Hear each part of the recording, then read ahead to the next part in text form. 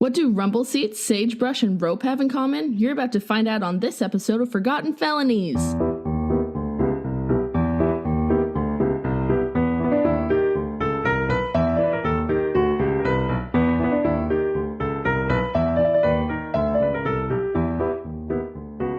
Welcome to Forgotten Felonies. I'm Monica. And I'm Olivia. And this is where we take you back in time to rediscover the crimes of vintage villainy that time forgot. In this episode, we're taking you back to a crime that will absolutely astound you. And it happened in the year 1940. But before I can tell you that story, I actually have to take you back much, much further than that in order to understand the reasons why our victim became who he became by the time 1940 rolled around. And the reasons why his children literally went along for the ride when his son-in-law decided that he ought to be taught a very deadly lesson. Dun, dun, dun, dun. Now, realistically, this story starts as far back as April 6th of 1830, when Joseph Smith founded the Mormon Church. In 1838, there had been an extermination order issued by Missouri Governor Boggs that ordered that, quote, Mormons be driven from the state or exterminated. And it resulted in well over 10,000 Mormons being driven out of the state, and I don't even know how many were mass murdered. But we aren't going into those details here. That would make this episode far too long. I am doing my best to fast forward through the vast majority of that. Now, the Mormon Church began in 1830, but polygamy didn't get started until the early 1840s. It was practiced secretly at first, but then more openly acknowledged and encouraged by the church leaders around 1852. Now, eventually, Joseph Smith was killed, and lots of different men felt that they were the new rightful prophets. So the Mormon groups did splinter in dozens of different directions, but the one that we know as the Church of Jesus Christ of Latter-day Saints today, or the mainstream Mormon Church, which would be the nickname, that one was led by Brigham Young, and the followers eventually wound up over in the Salt Lake Valley in Utah. The Mormon people had been persecuted for their beliefs. They had been killed. They had been practically hunted. It had been really rough for them, and honestly, they truly believed that they were living the way their God wanted them to live. They believed with their whole hearts that they were God's chosen people, and they were doing as the good Lord commanded. Now think how rough it would be if you were living the way God told you to live, and then people were trying to kill you for it, and you had to run away from your home in the middle of the night, and put all your stuff in a covered wagon and walk across the desert for months just to find safety from persecution. That would be really awful and traumatic, right? Yes, very traumatic. Very, very. From that perspective, that's pretty awful. So these people wound up over in Utah, which eventually became a territory of the United States. Indeed it did. And they also lived in other places like the territory of Arizona and Texas and, all over the place. And anyone who knows Utah's history knows that the United States government didn't want to give Utah statehood unless the Mormons stopped practicing polygamy. So this became a really big issue. Now, we must talk about the 1880s when the United States government really began cracking down hard on the practice of polygamy that was, very prevalent among the members of the Church of Jesus Christ of Latter-day Saints. Now, by this time, the church was headquartered in Salt Lake City, Utah. It was very well established at this time. Now, Brigham Young had been the prophet up until his death in 1887, and then after he died, the prophet eventually became John Taylor. In the 1880s, the United States was trying really, really hard to squash polygamy altogether. Many men were actually being put into prison for having multiple wives. Now, think about it. I want you to put yourself in their shoes for a second. These men were not actually going to prison for being violent, per se. I mean, maybe they were, I don't know. I mean, there's bad people in every religion, right?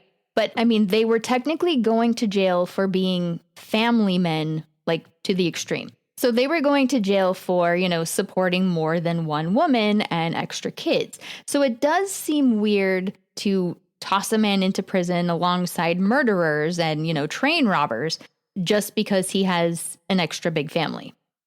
Now, when I looked up the man that we will be talking about, I looked at the marriage dates, and his third wife, who was much younger than him, was 25 when he married her. So he didn't marry a child, though she was the same age as several of his children. So, I mean, that's weird and bizarre to me, but I mean, he wasn't marrying actual children. The guy married 3 adult women, so if he had been thrown in prison with murderers just for having a big family, that seems a little bit strange in the grand scheme of things, like when you look at it that way from that perspective. I'm just saying. So to the Mormon folks, this was very scary. The prospect of, going to prison just for following God's commandments, the prospect of the man of the family going to prison and leaving dozens of children without a father. I mean, my goodness, that sounds terrible. So women had to pretend that they weren't wives. Men couldn't acknowledge that their wives were wives. And many of the men actually went into hiding. It was really scary for them. Now, in the 1870s and 1880s, the United States government was actually sending marshals to the western states to crack down on polygamy. And there were some serious statutes passed in the 1880s, actually. The Edmunds Anti-Polygamy Act of 1882 and the Edmunds-Tucker Act of 1887. So the Edmunds-Tucker Act actually dissolved the corporation of the LDS Church. It confiscated all of its property and sold it, with the proceeds going to public schools. All women in Utah even lost their right to vote. It made polygamy and even just cohabitating with more than one partner a crime. So they could actually, go to prison. And it limited the jurisdiction of probate courts in Utah because those courts had been used by the LDS Church to counter the influence of federal courts. And this act also required voters, jurors, and public officials to take an anti-polygamy oath. This act, the Edmunds-Tucker Act, again passed in 1887, it actually wasn't fully repealed until 1978, which was a whopping 91 years later. Now, don't worry, when Utah became a state in 1896, women were allowed to vote again. So, that trumped the Edmunds-Tucker Act. But again, the act wasn't fully repealed until 1978. Things were getting scary for the Mormons as the government was cracking down on all of these polygamist families. And so hundreds of them decided to move down to Mexico as a refuge because they could live their polygamous lives free from the fear of arrest and imprisonment. So it was February 9th of 1885 when the first group of 14 polygamist families moved down to Mexico in their covered wagons. And 2 weeks later, 24 more wagons went. And a few days after that, 44 more wagons rolled out and headed south. When the wagons made it to Mexico, they were grateful they could acknowledge all of the wives as wives. They didn't have to pretend that they were married to just one and the others were, random friends or aunts or sisters from out of town. There could be public group hugs. Sorry. Okay. You can just, yay, let's all hold hands and skip around and woohoo. Okay. Kumbaya, my lord, kumbaya. Now, they didn't have anywhere to live, though. So they had just, run off to Mexico with literally no land, no plan, just hope and a prayer. Literally. Well, and tents. They had tents. Now, when they got there, a lot of them noped right back around and decided that they would take their chances with the law in the U.S. because it was rough there in Mexico. See, they had reached La Ascension. I don't know how you say that, but it is a place in Mexico, on February 22nd, 1885, and they had to go through customs. Now, a man named A.F. McDonald had gone down alone first from Salt Lake City, and he was supposed to be scouting out a place for them to stay. And, I guess they had prayed and they thought that the Lord would provide, but when they arrived on February 22nd, there was no A.F. McDonald to be found. So they just had to set up their camps there in La Ascension and wait. They pitched tents, they built up little shanties by their wagons, and there they sat as more and more wagons rolled in. And it was tough. Those customs officials in Mexico, they were not messing around, and the Mormons had to pay extra for every baby in the wagons. Like 25 cents for every baby. But the camping that they had to do down there, it went on for days and weeks and literal months, you guys. And more wagons rolled in. Now, the prophet John Taylor had sent both A.F. McDonald and Christopher Layton down from Salt Lake City to Mexico to purchase land. But Mexico was not playing nice. So Mexico was giving them false titles and bad deeds, and the deals were falling through over and over. Ruh-roh. The women folk were talking, and they wanted to go back to the United States. This was miserable, and more wagons were arriving every day. Now, on April 1st of 1885, a man named Moses Martin Sanders, Jr., arrived, and he's very important to this story. So, Olivia, please tell our listeners a bit about Moses. Of course.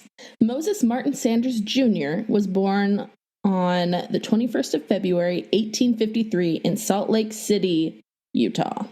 It was a territory at that time, I believe. His first wife, Elizabeth Ellen Cheney, was born on the 10th of March in 1857 in Springville, Utah Territory. They got married on the 23rd of November, 1872 in Fairview, Utah.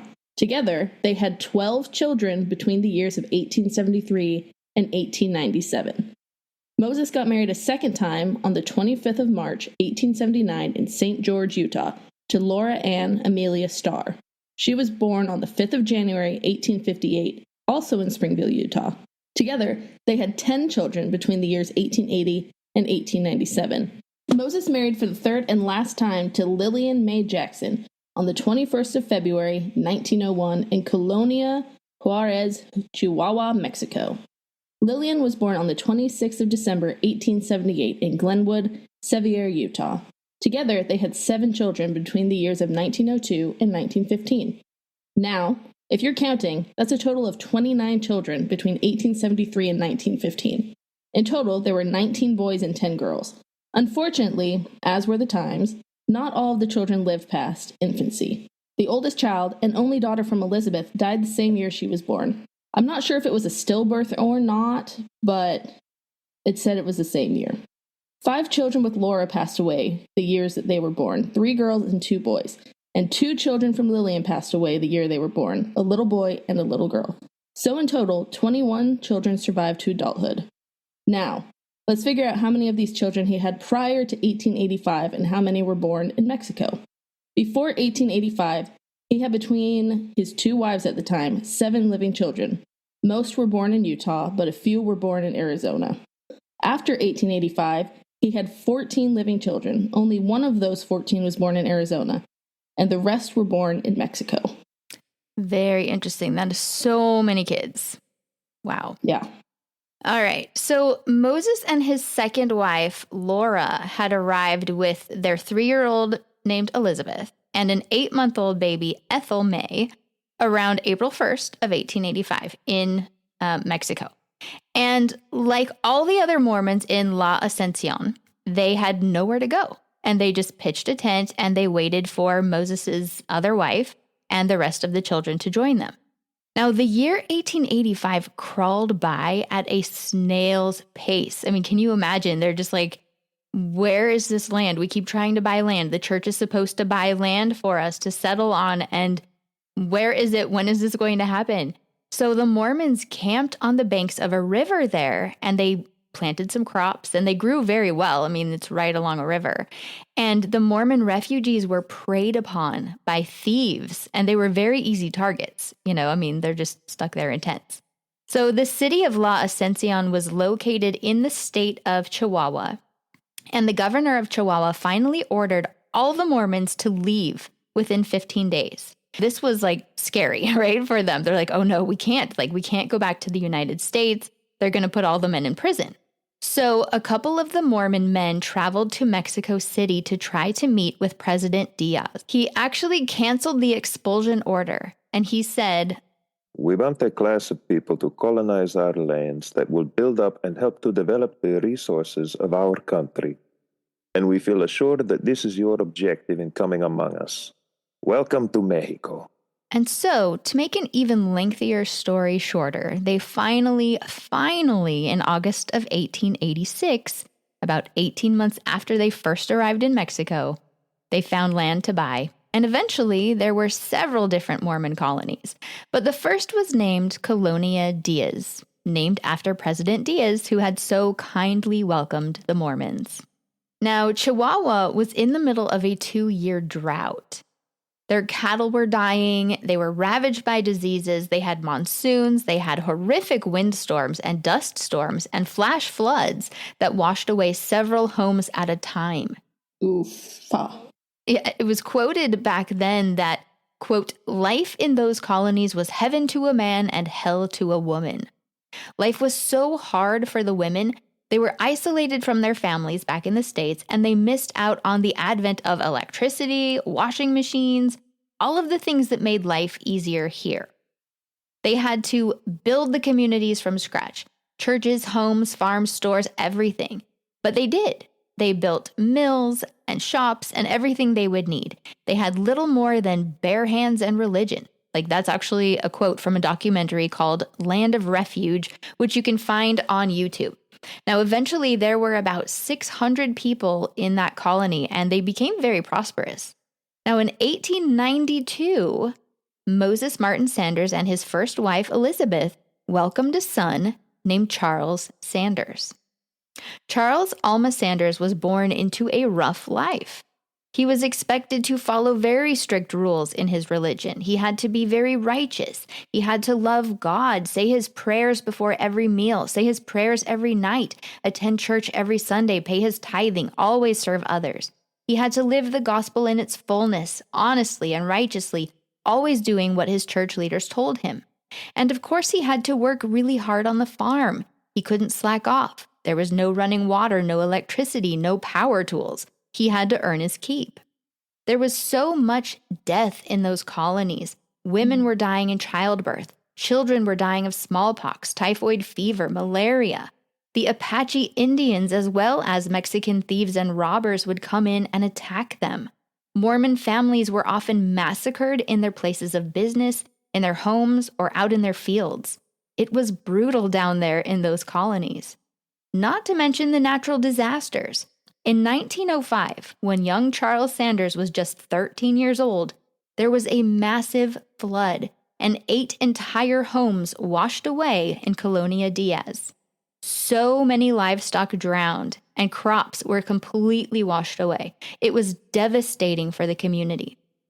Well, just a year before that horrible flood, an apostle from Salt Lake City had come down to Mexico to deliver a message to the colonists. He informed them that the prophet had received a message from God. He was told that there were to be no new plural marriages. Those that already existed were fine, but no new ones would be performed. The principle of plural marriage had been completed for the time being, and it was time to end. Now, Moses, Charles's father, had just married his third wife in 1901, so he got that one in, just in the nick of time. And really, the end of plural marriage caused a lot of Mormons to eventually leave the mainstream Mormon church and follow other people who had claimed to be the real prophet, because so many had splintered off after Joseph Smith had died back in the 1840s. And some of those splinter groups turned into some wild cults that went on to murder people, and it got crazy. And those are some really good stories fit for other episodes, but I digress. Now, as I said earlier, President Diaz in Mexico, he had been supportive of the Mormons being in Mexico in the late 1800s, and it was basically his support of the Mormons that wound up being their demise in Mexico. The Americans were able to get contracts from President Diaz for various things, like, loans and such. And he would give them very long grace periods before they'd have to start paying any taxes.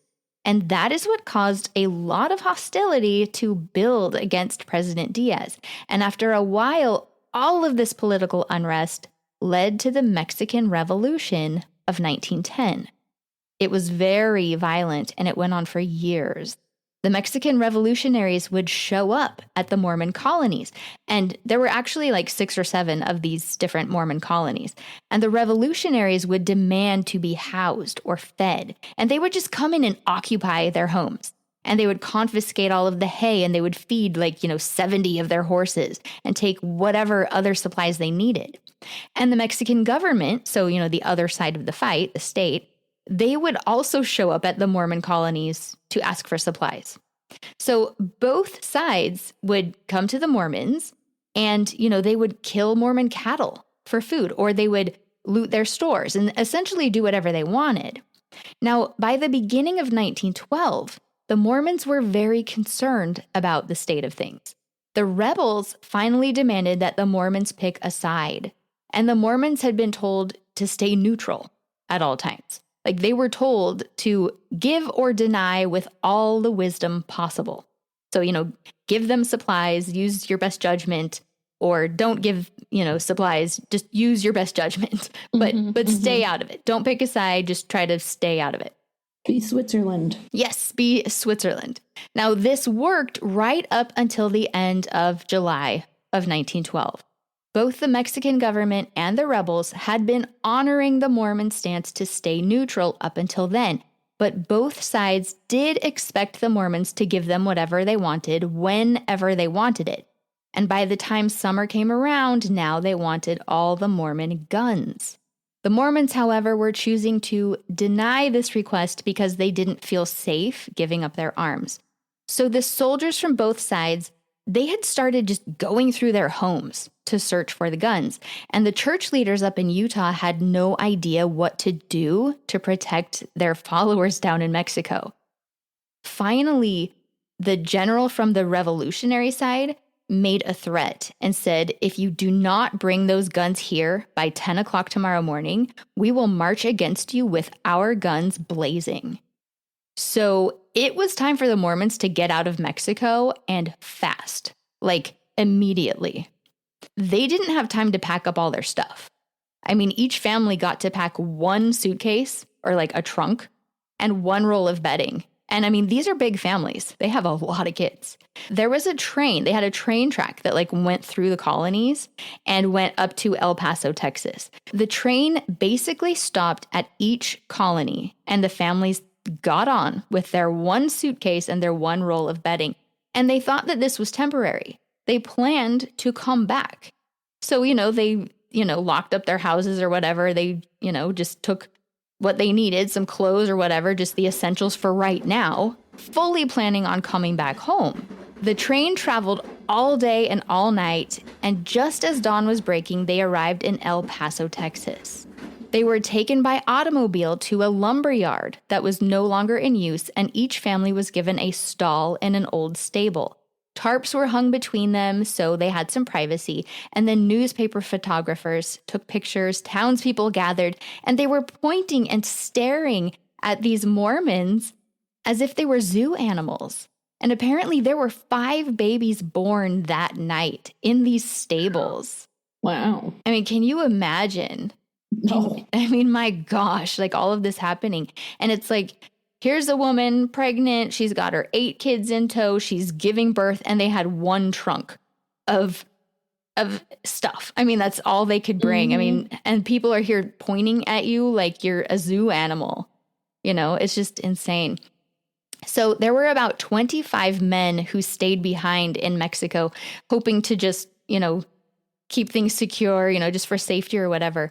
And to their horror, after the families left, the revolutionaries pushed empty train cars into the colonies, and then hundreds of men went inside the homes and inside the stores and just looted everything.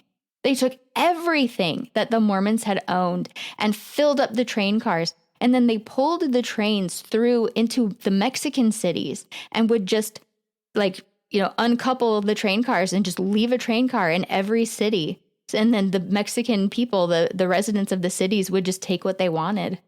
They completely emptied out the colonies, And eventually, Colonia Diaz, where the Sanders family had lived, they burned it to the ground. And that's the only colony they did that to, but they completely destroyed it. Absolutely burned it to the ground. So the Sanders family, Moses Sanders, and his family, and his son Charles, who I've mentioned, they never went back to Mexico. Most of the families did not, and they thought they were just in Texas temporarily, but most of those families did not ever return to the colonies in Mexico. So their plural families, they had to make some hard decisions. A lot of the plural wives moved to separate states, so they didn't all stay together just for safety reasons. I know that Moses Sanders, he moved to Arizona. I know that his first wife wound up in California eventually. Well, she did wind up in Idaho. I don't know all of that, but... So his third wife, the last two babies she had were born in New Mexico. So Charles Sanders, specifically, the son, he was 20 years old when they had to flee Mexico. And that was the only home he'd ever known. He was born in 1892 in Mexico. And he had endured 20 years of traumas and hardship in Mexico, living down there.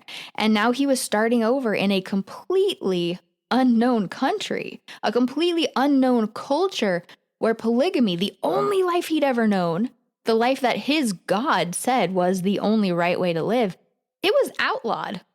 And he was quite literally gawked at like a zoo animal. Put yourselves in his shoes, okay?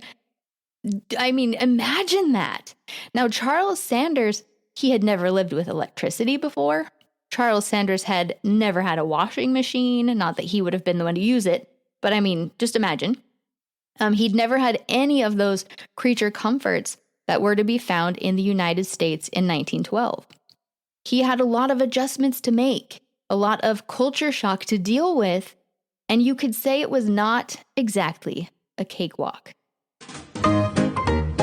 Here is the opportunity of a lifetime. A Hoosier Cabinet for $1 down. The new way. A Hoosier Cabinet makes a model kitchen. Here is the club plan in a nutshell. Membership shall be limited to only 100, and they shall be sold on special terms for $1 each membership fee and $1 weekly dues. Cabinets will be delivered immediately on payment of membership fee to each member. Those who want Hoosier Cabinets should enroll their names at once to avoid disappointment when the club is filled. Remember, this opportunity is closed when 100 members have joined. Only you and 99 other El Paso women can join for a single $1. Will you be a Hoosier member?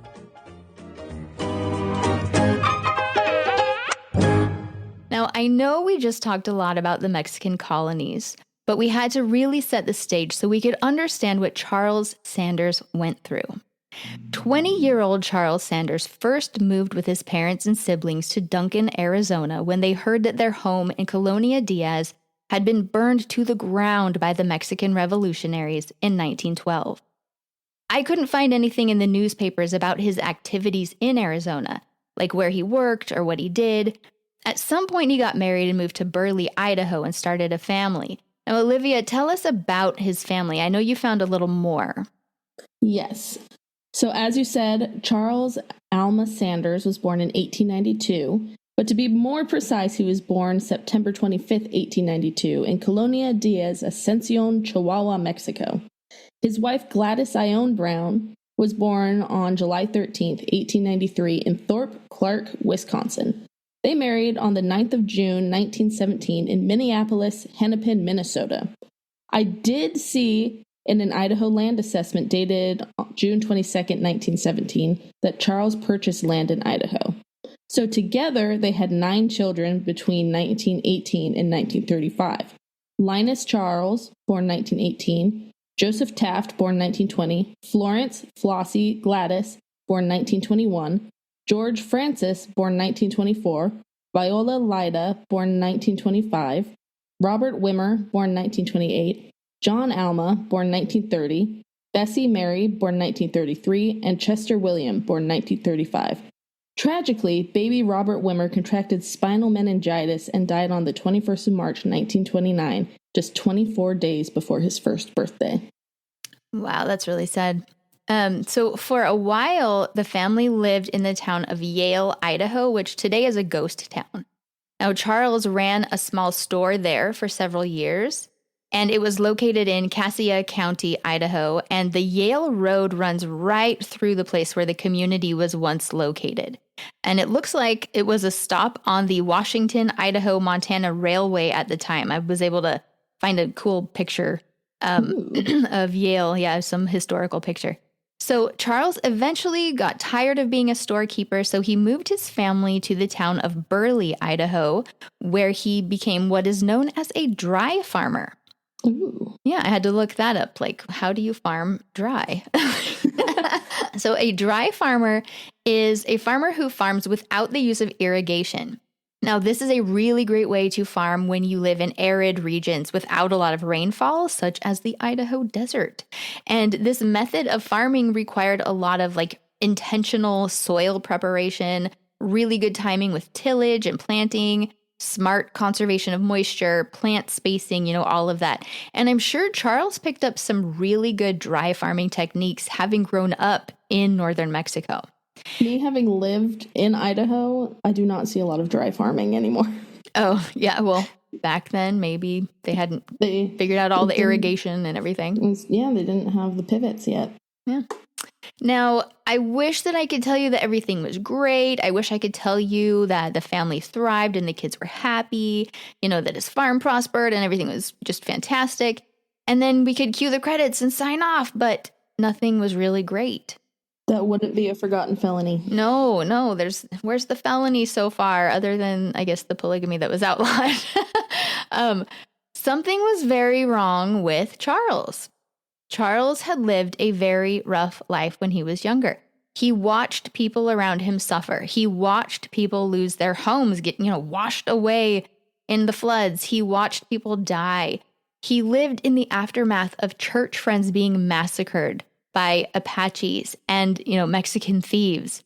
He was run out of his home in 1912 with just one trunk and one roll of bedding for his mother and all of his siblings. These were serious traumas, you guys. And Charles did not get any psychiatric help. Now, imagine, if you will, I'm just guessing here. I'm just trying to, be empathetic and put myself in his shoes. Imagine having lived through all of that suffering and pain.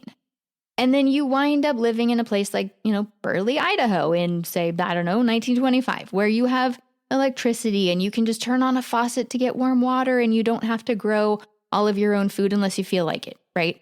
And your child starts crying because they didn't get the toy they wanted from the store. Okay, I'm just hear me out.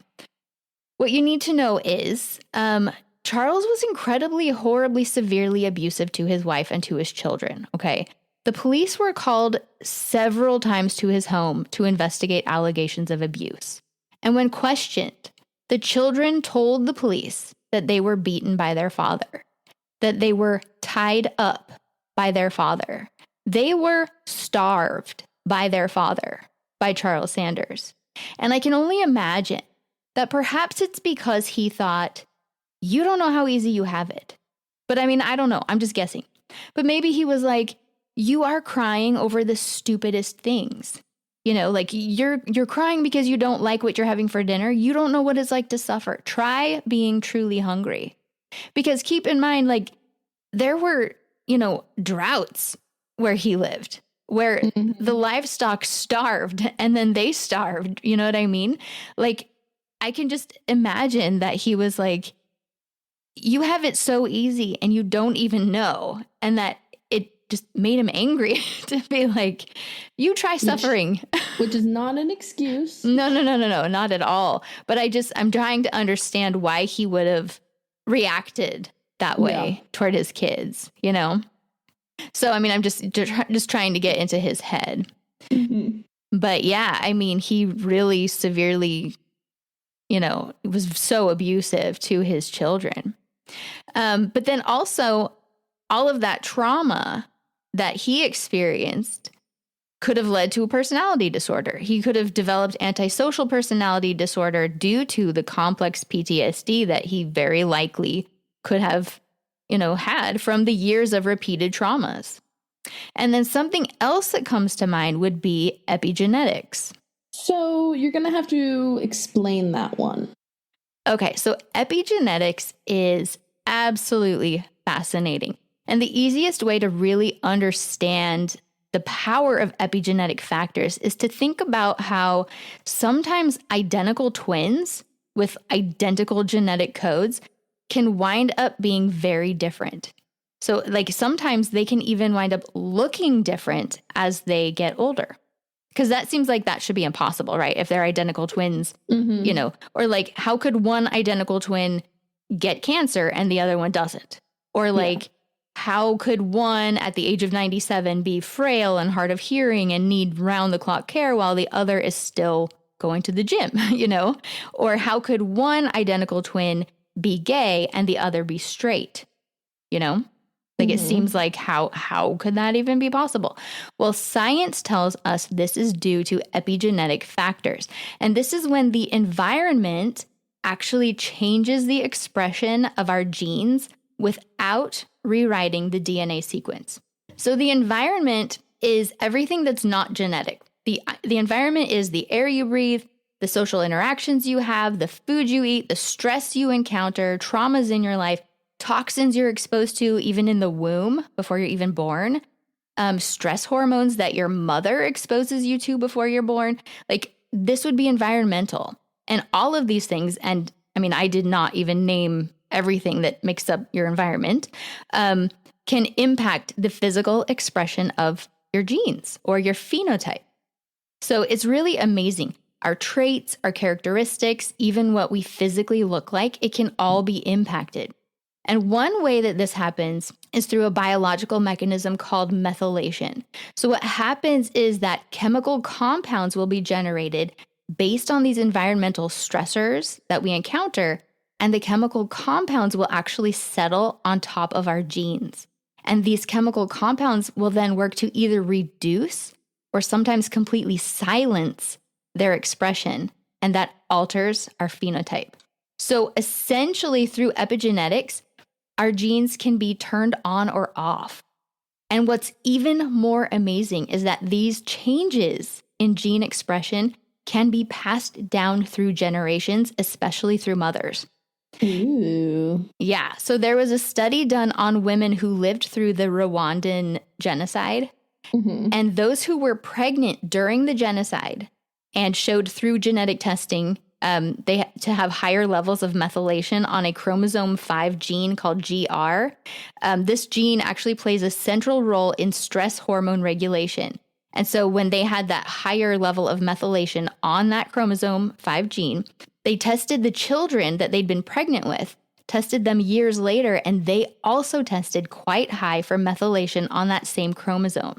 And the children actually tested higher than their mothers had. Okay. I need you to dumb that down for me a bit. So you're saying that they could handle stress better or not? Not. Oh. So the methylation, the chemical compound on that gene, it worked to reduce the... So the gene handles stress hormone regulation. Yes. So to regulate stress. So when you are stressed out, the stress hormone gets released. And then so that gene helps you regulate the stress hormone in your body. So regulate it, handle the stress, get back to homeostasis. And so if it suppresses that gene, you don't handle it as well. So people who are traumatized, when they, you get triggered and then you're just extra like freaked out, you're in all of that, you're not able to regulate it as well. Okay. Yeah. So basically those babies were born already unable to handle stress, and they got it from their mom. Interesting. Because they had been traumatized. Yeah. The moms had been during the genocide. And so their gene, even though it hadn't been that way initially, but because of the trauma, being traumatized, the methylation made it so they now, like, that gene has been suppressed, and then they passed that on with the methylation to their children. Okay. Interesting. Yeah. And then they have found, this is what's very, very pertinent to this story, they have found that it can even be passed on to subsequent babies. It's not just babies that you're pregnant with at the time. Oh. Yeah. Yeah. So now looking at his mother, at Charles's mother, Elizabeth, she had been through some very stressful things before Charles Alma Sanders was ever even conceived. Yeah, her firstborn child died. Yes, in 1873, her very first baby was stillborn, a little baby girl. So, I mean, imagine the devastation of that. 3 months after she had her fourth baby, she had to deal with her husband taking on a second wife. And I mean, tell me that's not going to be stressful. I don't care who you are. I've seen every episode of Sister Wives. I know they suffer. I have not. Then the crackdown on polygamy in 1882 that happened, the marshals were sent to the West to put men like her husband in prison, and then the terror associated with that, and then packing up and running away from their home in Arizona to Mexico, only to find out that they had no home in Mexico for 18 months during a drought while their livestock are starving to death, living in a tent, being preyed upon by thieves, dealing with people giving birth in a stable, all the natural disasters over and over again, the diseases. How many times did she have to give birth and not know if the baby would survive? How many times did her kids and her sister wives' kids get sick and almost die? And then the massacres that were happening amongst their church friends, in their stores, like everything. And then, so April of 1885 is when they got to Mexico. August of 1886 is when their church was finally allowed to buy land for them to build on. Then they had to build the homes and the churches and establish themselves. 1892 is when Charles was born. That's a lot of methylation on that GR gene, if I am bold enough to guess. And I would say that Elizabeth's potential for passing it on to Charles was pretty darn good. And then Charles himself went on to endure incredible stress himself with massacres and natural disasters and the Mexican Revolution and the forced exodus to a new country with strange customs where he was a complete outsider. So can fathers pass it on too? They haven't done enough testing on that, but I mean, there has been some that they've seen, but it's mostly from the mother. Okay. But even without the epigenetics working against him from conception, he likely still would have been struggling because even in his own life, there was so much trauma. Right? But then he was probably, I'm just guessing. I haven't seen his blood work, but he probably already was born with the trauma inherited from his mother. He was born stressed out. Right? Yeah. And now his poor children, all 9, well, I guess only 8 of them lived, right? But they had to suffer for it. And suffer they did. In May of 1939, Charles was 47 years old and his wife was 46. Mrs. Sanders had finally endured more abuse than she could tolerate. She'd been married to Charles for 22 years, and she had called the police more times than she should have ever had to, and she just couldn't take it anymore. Why he'd never gone to jail or faced charges, she just couldn't understand. But back in the 1930s, domestic violence was considered a private matter, and the police wouldn't touch it. Officer Bray always talked to the children and talked to Mrs. Sanders, and then he'd have a conversation with Charles and give him some friendly advice about better handling his domestic disputes. And then Officer Bray would leave because this wasn't a criminal matter as far as the police were concerned. So really, when Officer Bray was talking to Charles, he was just acting as a friend. What a good guy. Yep. Now, Mrs. Sanders did the only thing she could do, and she got a divorce. As she should. In May of 1939. The judge gave her full custody of those children who were still at home, and all of the children moved with her to Rupert, Idaho. I've been there, and I've been to Burley. So this was just 9.5 miles from Burley, where their father still lived on his ranch. Now, still living at home, Mrs. Sanders had 6 of the 8 living children. So again, not counting the little one who had died when he was almost a year old. Now, Charles, he still had his ranch, and he had a housekeeper named Mabel E. Nickerson. Mabel's husband had died just a year before. Mabel's husband had been 29 years older than Mabel, and he had died at the ripe old age of 77. Mabel herself was just 1 year older than Charles. Mabel actually had 11 children, only 4 of them still living at home. Mabel had her own house where she lived with her kids, and soon Charles moved in with her. Now, even though they were Mormons, and Mormons are not supposed to have those sorts of relationships outside of wedlock, the two began living together. I don't have the nature of their relationship, verified, but one can surmise. Now, he still did have his ranch, and she still went there to clean it, and he would go there to do ranch things, but he was staying with her at her house. Now, he did tell his family that he had no intentions of marrying her. I'm not sure if she knew that, so I don't know.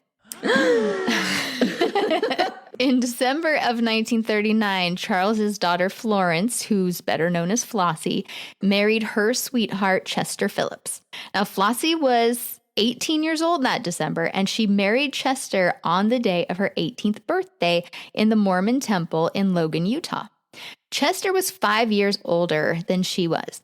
So if they were sweethearts, he's 5 years older. I want to know when they met. Yeah, I don't know. I do not have that information. Now, Chester Phillips plays a really big role in this story. And he had an advantage in all of this because he had not been raised in this family. He was not raised within this somewhat closed community, if you will. This closed community that was the dysfunctional Sanders clan that had operated in just this way as long as those kids had been alive. Chester came into the mix with fresh eyes, and he saw right away that something was wrong with Charles Sanders. The way he treated those kids was absolutely not okay, no matter how you looked at it. And Chester wasn't shy about telling them as much. Good for him. Now, by 1940, Joe Sanders, the second oldest child, he was 20 years old. He was living in a trailer of his own, and he had a steady job. He worked for years by this time and had been saving up his money, and he kept a lot of cash in a box in his trailer. His 16-year-old brother, George, was living with him that summer as well. Now, I found an interesting article in which a judge said that at one point, Charles Sanders actually went to court and tried to make a judge either force his son, Joe, to quit his job or make it so that all of Joe's earnings went straight to Charles instead of Joe. I mean, can you believe that? Wow, what a guy. Now, it didn't say why, but the judge was thinking that was pretty preposterous. I mean, yeah. Yeah. Make him quit or either give me all his cash. I don't know. So yeah, Charles was just not really great when it came to his family. Anyway, so now after the wedding, Flossie confided something in her husband. She told Chester that her father had, over the years, attempted to get intimate with her on more than one occasion. Ew. She did not say that it had ever come to pass, that it had ever happened, but that he had made attempts and that she had lived in fear of him for years. And of course, she said he had beaten her many times, had tied her up, had starved her many times over the years, because that was just the norm for Charles. He had been terrible, to her and all of her siblings. So Chester, being a very protective sort of bloke, he thought that this was all horrific, and he wasn't shy about it. And I think the more he heard, the more horrified he became. And then something happened in June of 1940 that just pushed everything to a breaking point.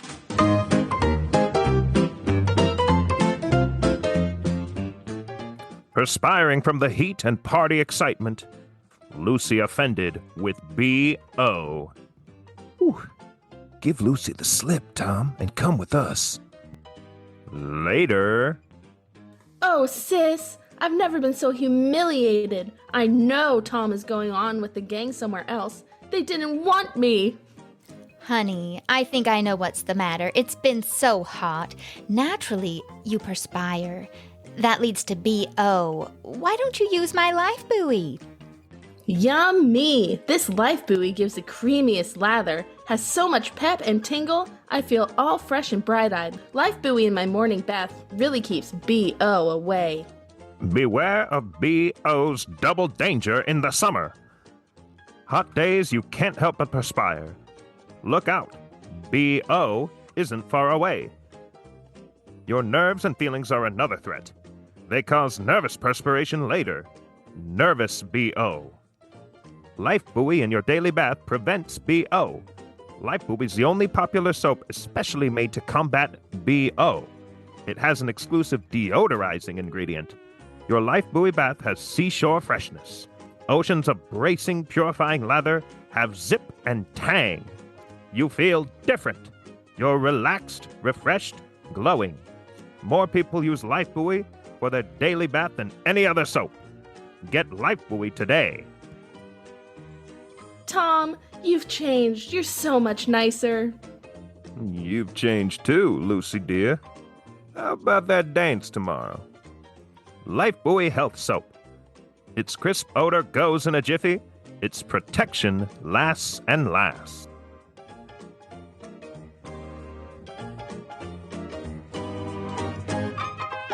Charles had accused Joe, his 20-year-old son, of taking one of his guns. Joe had not taken one of his guns, but Charles was demanding payment. Joe, not having taken anything, did not feel obliged to pay his father for a gun that he did not have in his possession. And then one day, when Joe came home to his trailer after a long day at his honest job, he found that his cash box had been emptied out. His father had come in and stolen the money that he had been earning and saving for years. Joe was absolutely devastated.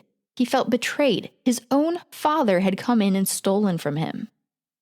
23-year-old Chester Phillips had served as a voice of reason for all of the Sanders kids since he'd entered the picture, and that's who Joe turned to first. When Joe told Chester that his dad had stolen from him, this is when Chester confided in Joe that Joe's father had also been attempting to have inappropriate and immoral relations with Flossie over the years. Chester said to Joe, "Someone's got to teach the old man a lesson." And that's when Chester came up with a plan. It was Friday, June 21st, in 1940. Charles Alma Sanders, age 48, was at the home of his girlfriend, Mabel E. Nickerson, in Burley, Idaho. He was supposed to have headed to his ranch, which was called the Raft River Ranch, that Friday, but he wasn't feeling well. Mabel Nickerson went out to the ranch on her own, and Charles stayed at her house to tend to her garden while she was going to the ranch to take care of things out there over the weekend. Chester Phillips rolled up in front of the Nickerson home that evening in his old car. I couldn't figure out what kind of car he drove, but from the description, I could tell it was some kind of coupe with 2 doors, just one bench seat that could seat 3 people, and it had a rumble seat in the back. Now, you truly must look up pictures of a rumble seat if you don't know what it is. Basically, imagine a car with a trunk, but instead of the trunk opening from the bottom up, imagine that it opens from the top backwards. And it just turns into another seat that people can sit in. It's hard to describe, but it opens and closes like that, like a convertible seat. They sometimes call it a mother-in-law seat. Old Model T Fords had them, some old Dodges had them. They looked fancy, and I think they should bring them back. We'll post a picture. Yes, we will. So Chester pulls up in his car. 18-year-old Flossie is riding shotgun. 16-year-old George is in the middle between Flossie and Chester, and 20-year-old Joe is in the rumble seat. Chester and Joe go into Mabel's house, and they find Charles in bed. Chester tells Charles that he needs to go with them, and Charles lunges at Chester. This is when both Joe and Chester get a hold of him, and they drag him outside to the car. They wrestle him into the rumble seat, and they close it. He is now closed inside of the compartment, essentially closed in the trunk. Newspaper reports initially claimed that Joe sat on top of the rumble seat, which they sometimes referred to as the turtleback. But when Joe later took the stand in his own defense, he said that he did not ride on top of the rumble seat and instead sat inside the car with his 16-year-old brother on his lap as they all drove their father 41 miles out into the Idaho desert. Once they got him out there, Joe and Chester removed him from the rumble seat. They used some clothesline to hog-tie him with his hands and feet behind his back. They used half-hitch knots, so struggling only tightened it. And then the 4 young people got back in the car and drove back home. First, they dropped Joe and George off at their trailer, and then Flossie and Chester went back to their own house. That was Friday, June 21st. On Tuesday, June 25th, 16-year-old George was out at the Raft River Ranch, which belonged to his father, and he was talking to Mabel Nickerson's daughter, Virginia, age 15. George made a strange statement. He had asked Virginia where his father was. When she said she didn't know, he laughed. And then he said, "Who's the boss of this ranch now?" 2 days later, on Thursday, June 27th, Mrs. Mabel Nickerson went to the Cassia County Sheriff's Office and told them that Charles had been missing since the previous Friday, and she told them about George's alarming statement. It was none other than Deputy Bray, who had been out to the Sanders home to investigate allegations of child abuse so many times, who went out to talk to George. Deputy Bray and his partner could tell something was definitely wrong, but George denied any knowledge. They did put George in jail, but he wasn't talking. So a day or so later, they got Chester Phillips and questioned him. Chester eventually broke down and told them what they had done. It was June 29th when Chester took the police out to the desert, straight to the location of the body. They found Charles with his head under a large sagebrush. He had somehow managed to inch himself 27 feet away from where he had been left in search of shade from the unrelenting sun. The location was 26 miles north of Burley in the Kimama Desert. The body had been left in a wash that was right where Lincoln, Minidoka, and Blaine counties intersect. A surveyor had to come out and pinpoint exactly which county the body was located within, so they knew which county had jurisdiction for the criminal case, and Lincoln County won. Yay! The following day, June 30th, they went to question Joe Sanders at his workplace and got the truth out of him. Then they returned to George and told him that they had the whole story, and George came clean. And at some point during all of this, they also arrested Flossie for her role, though neither Flossie nor George ever even got out of the car during the entire ordeal. On June 30th, there was a coroner's inquest, and they found that Charles had died of exposure on or about June 25th, so approximately 4 days after he had been left in the desert. He lasted a while. He did. Wow. That would have been really awful. Mm-hmm. There was an arraignment before probate judge Howard Adkins on July 1st, 1940, and this absolutely pushed 23-year-old Chester Phillips over the edge. He started to completely break down mentally. The following day, July 2nd, they had to separate the 4 into different county jails. Joe and Flossie could both stay in the Jerome County Jail because males and females were separate anyway. Chester was sent to the Gooding County Jail, and George was sent to the Shoshone County Jail. On July 8th, it was revealed that after a few days of Charles being left out in the desert, one or more of his kids had returned to Mabel Nickerson's house to release a dog that had been tied up there so that it would not starve to death. I thought that was interesting, so I had to include it. Forget the dad. Yeah. We care about the dog. On Friday, July 12th, there was a big hearing, and it was the first time the 4 had been back together since being put in separate jails 10 days before. There's a great picture in the newspaper showing all 4 of them at a table. The courtroom was crowded to overflowing, and things got pretty dramatic. A relative had to be taken from the courtroom sobbing. On Friday, July 26th, Chester had finally been pushed over the edge completely. He had a complete nervous breakdown and had become so violent that the jail was not equipped to handle him. He was committed to the state mental hospital at Blackfoot, where he remained until the case came to its conclusion. An article I saw said that he would climb the bars at the front of his cell and throw himself to the floor. He was refusing food and he was screaming uncontrollably. Now, what's interesting is his father had actually died in that very same asylum, like years before. But anyway, another article I read said that he had been having convulsive seizures that were brought on by the strain of the court proceedings, even after he'd been put there. Like every time more things came up with the court proceedings, that's when he would like kind of relapse and go back. And so he just never was able to get to a point where he would have been able to go to court at all. So the trial began on January 27th of 1941, but Chester was not a part of it. The three Sanders siblings were charged with first-degree murder, and honestly, things were not looking good for the siblings. The defense wanted to show through cross-examination that the Sanders family had lived under, quote, abnormal conditions, and the state objected, and the judge agreed. He wouldn't allow any testimony in that would let the jury hear that the family was dysfunctional or that the kids grew up being abused by their dad. And there were several things actually along these lines that the judge wouldn't allow. He wouldn't allow any testimony that would let the jury know anything negative about Charles's character. Ew. Which, yeah. Now, 2 days into the trial, the siblings' attorney, Paul Haddock, was struck by this nasty coughing fit around noon. And he'd been sick several weeks earlier with influenza, and apparently he just hadn't fully recovered. And the coughing fit was like no joke. So the trial was recessed for the day. And it was actually a pretty good stopping point because the prosecution had just rested its case, so the defense would begin the following morning. Now, Thursday, January 30th, Joe Sanders actually took the stand in his own defense. So he was on the stand that entire day.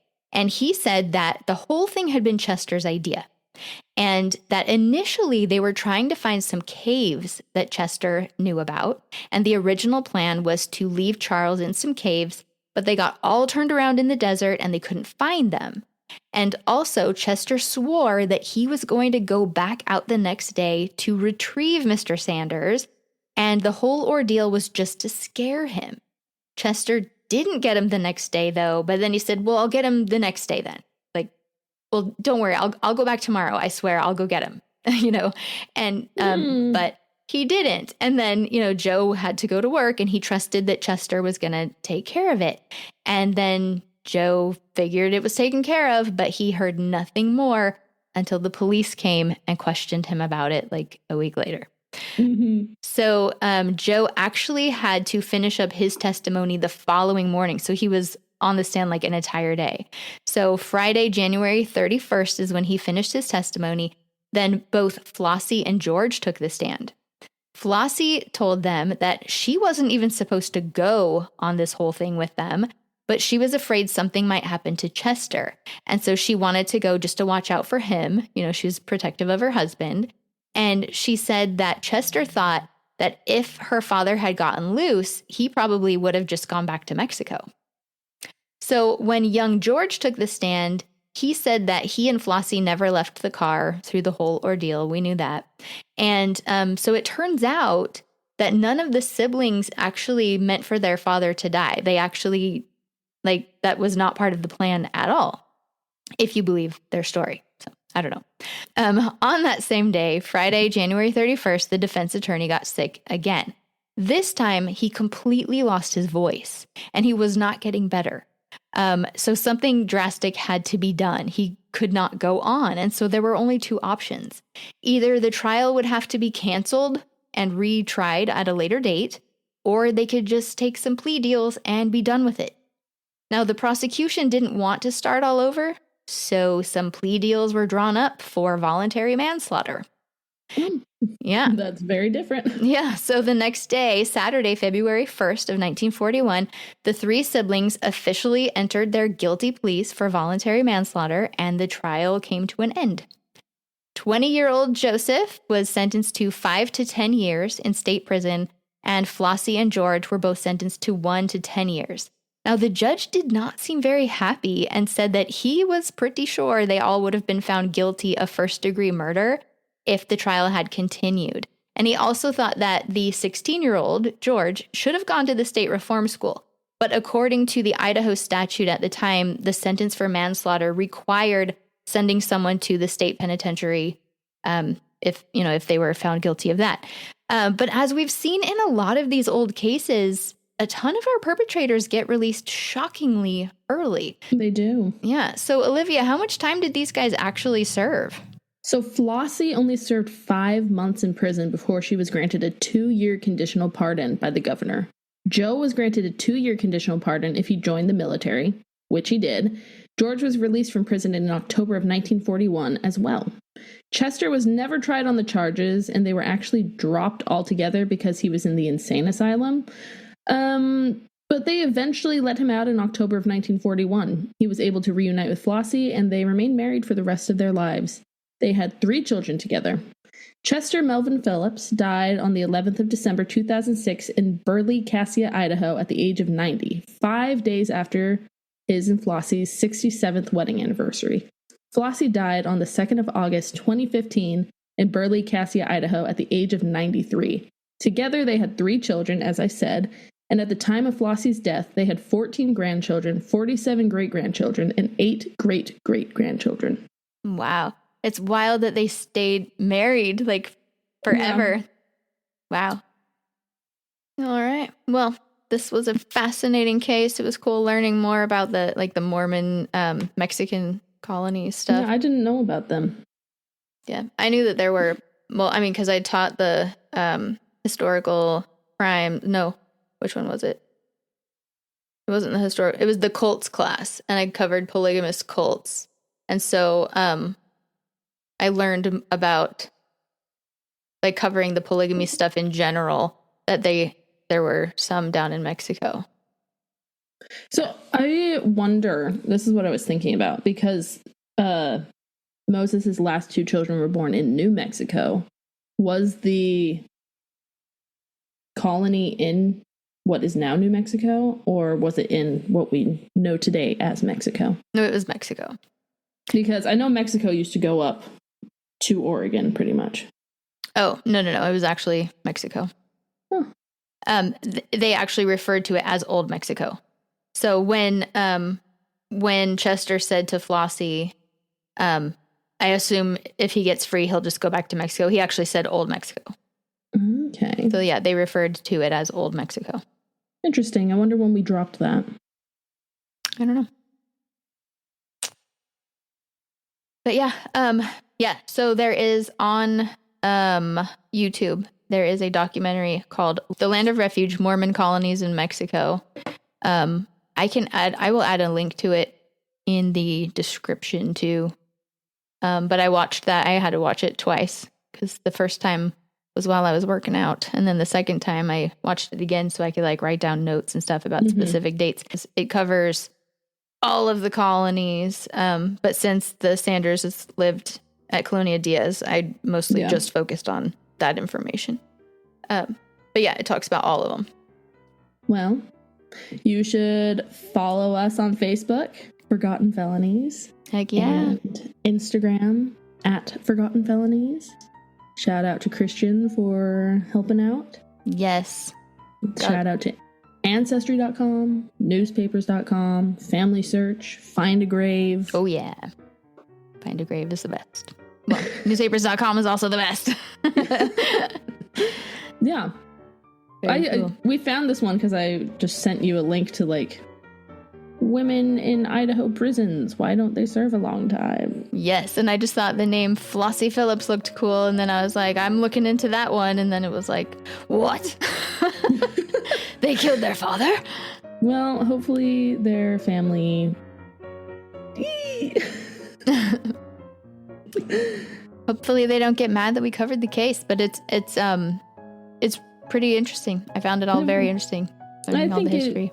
I don't want to condone violence, but I think it was warranted. Yeah, I think that they just didn't have a lot of options. And I mean, they had called the police so many times. Mm-hmm. And even Chester had said, like, that was one of the reasons they even brought it up in court. They said we had to do something because the law is not helping us. Yeah. Like, well, they were not helping. Chester didn't, I guess, before he was sent to the hospital. Asylum, I was like, but he didn't go to court. But he was at first. You're right. Yeah. You're right. But yeah, so, I mean, things reach They were the boiling together point. 67 years. That's a long time. Yep. So that's very cool. And their obituaries are awesome. I think it's sad one of their kids had died in an accident when he was 19. Yeah. Mm-hmm. And one of their grandchildren and great-grandchildren, I think. Oh. But I wonder how many there are now. Because that was 2015. Yep. They were very, very well loved in their communities. Seems like all of them were very well loved. So very cool that it all worked out. They did their time and they didn't commit any more crime. Yep. Not at all. So they were not overall bad humans or anything like that at all. So, yep. C'est la vie.